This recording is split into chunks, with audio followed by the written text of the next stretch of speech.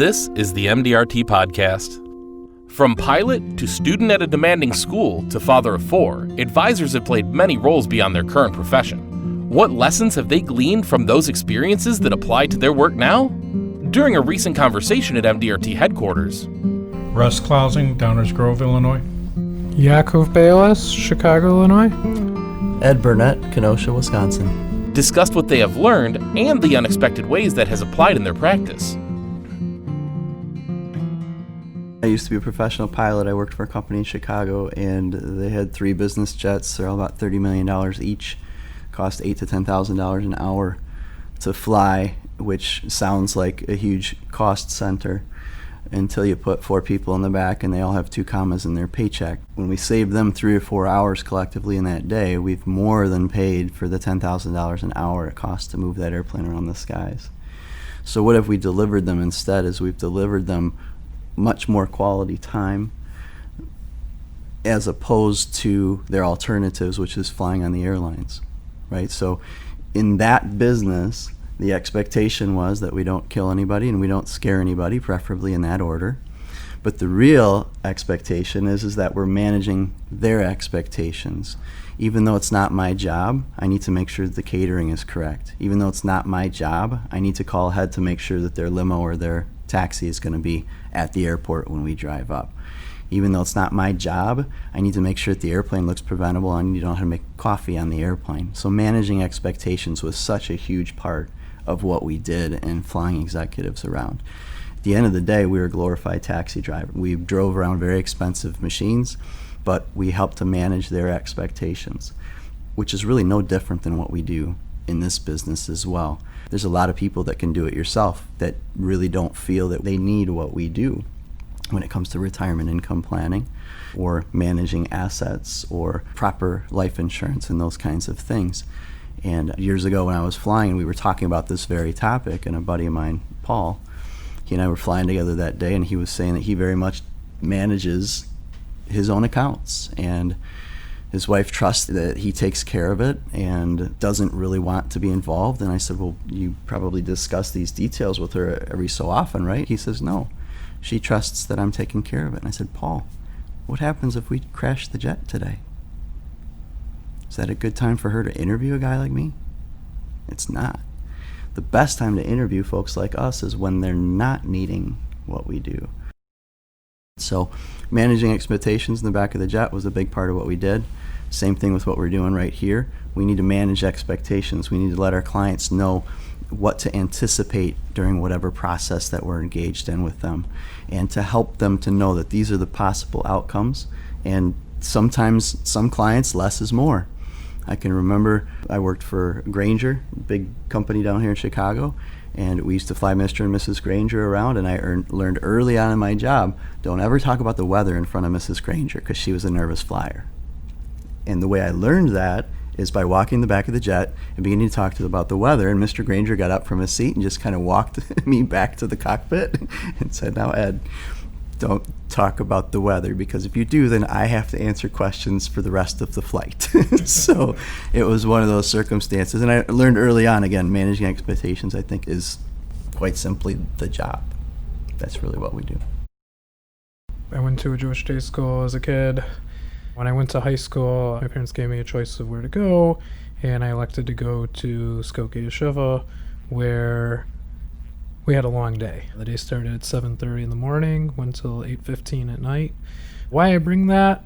I believe that ethic that I learned there of being at school over 12 hours a day and still having work to do, I think that really prepared me for this business and to get off the ground, get it started. Because when you're first starting, you really need to put a lot of effort in. And where do you learn that ethic of having all that commitment to it, that you'll put everything in your whole heart into it? And I would say that really did it for me. It taught me a way of life. We started 7:30 with prayers, then we'd have breakfast, then we'd have biblical studies all morning, then we'd have lunch, then we'd learn Hebrew, and then by 3 o'clock we started our English studies. And that went till 6:30. Then 3 days a week we would have dinner, and then another hour of study. And then on Thursday we'd even hear a speech, and then even in my later years, On Thursday nights, I would elect to stay later, even dorm there. I learned that work ethic that really supported me in the business and got me started. I know the failure rate in this business is probably somewhere in the 90% rate, unfortunately. And you need something to get you there. And I also know that when I started in the business, nobody believed that I could actually succeed. And here I am, an MDRT member. So I would say that was a big support for me. Big difference between high school and college. In college, I took a couple courses, and a couple days a week I was done. It wasn't even noon yet. When you entered your current role, how much did you motivate yourself by reflecting on the intensity of those early days in school? You know, they always tell you it's not a 9 to 5 job. It's more like a 5 to 9 job, really. It's like you get up in the morning, you get yourself to, you go to the office, you meet with your team, then you start calling people. You have to meet with people, with your clients. Then you have to put a plan together for them and goals for them. And then you got to find the time to make more calls to get more appointments for the next week. You can't just be at zero there and work it all now. Where do you have the energy to put that time in at 6 o'clock in the evening after a full day of work to still make more calls? Today, in the more being in investments, where do you have the time to put your research in? How do you put it all together? And that really taught me, I would say, that work ethic that got me there. And I think that's a big boost for learning and being able to be successful. Gives you a launching pad for it. I had a mentor that said you need to block some time out and you need to just take care of yourself. That was big. And in talking with my wife, we did that. We've fallen away from that because it worked, right? Over the years, and as our family, I have 4 kids that are now slowly working their way out of college and into adulthood. Managing 4 kids definitely seems like it could teach some lessons about managing people in your business. Marry well, that would be rule number 1. I'm blessed with a phenomenal wife and partner. And our kids were born in a very tight range. So we had 4 kids under the age of 5 or 6 at home. So it was just pure chaos there for a while. And you just kind of get used to putting out fires all the time. So a normal day is like 3 or 4 fires, and it's no big deal. Yeah, you learn to prioritize, and that process forces you to kind of figure out, all right, is that important, or is that a problem? Is it imperative? Is it something that needs to be addressed now, or can somebody else deal with it, or is there another way to manage it, and do I need to move on? And it forces you into a decision-making process that is easily transferable to work, as far as how you handle things, how you work with people. And their concerns need to be addressed, but you need to prioritize too and run your business and manage that. So we've got actually 6 advisors in the building, and we have front office staff, and we're all friends. We've all been friends for a long time. It's real easy to chatter about the kids or what we did on the weekends, and I love to do that, and we all love to do that. But if I have a particular day where I've got to get certain things done, I know walking in the door that I have to turn off my distractions, and all the folks in our building also are not bothered when I close my door. It just means that I don't want to partake at this time. I can't partake in the chatter right now. We need to be able to be focused, and it's something that I think everybody just needs to have a sense of awareness about. So it's not just what are all the things that we have to do, but identifying and be able to unprioritize the things that we don't have to do.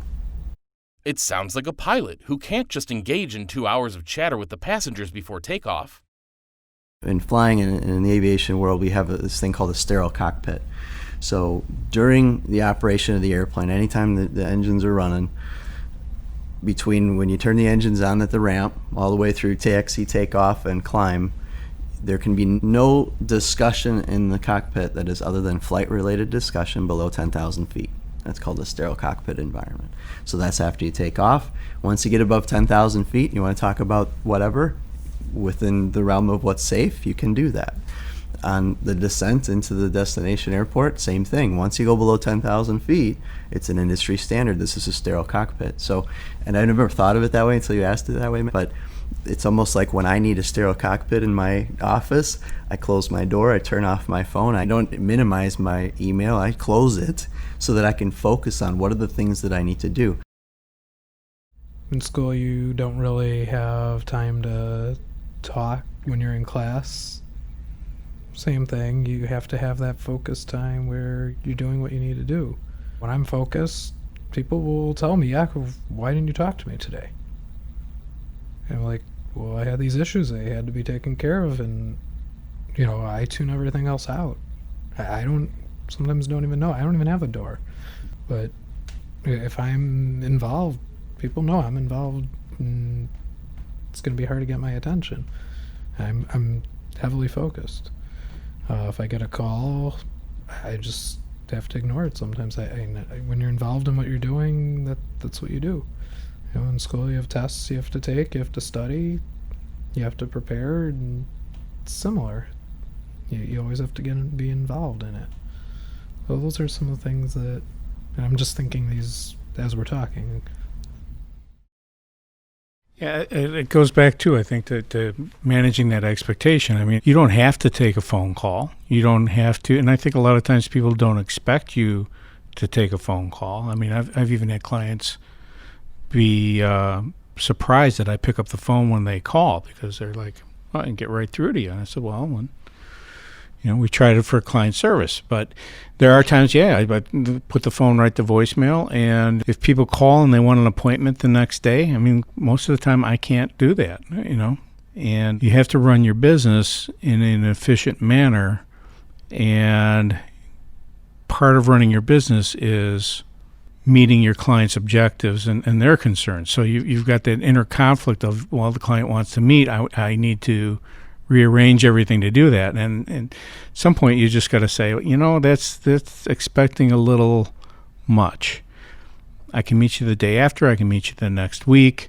My secretary will coordinate the meeting with you. Thanks for calling, and get back to what you were doing. So you get done what you need to get done for another client or for another project that you've taken on. That's the end of this month's episode. If you'd like to subscribe, you can find us on SoundCloud and Spotify at MDRT Podcast. Thanks for listening, and see you next time.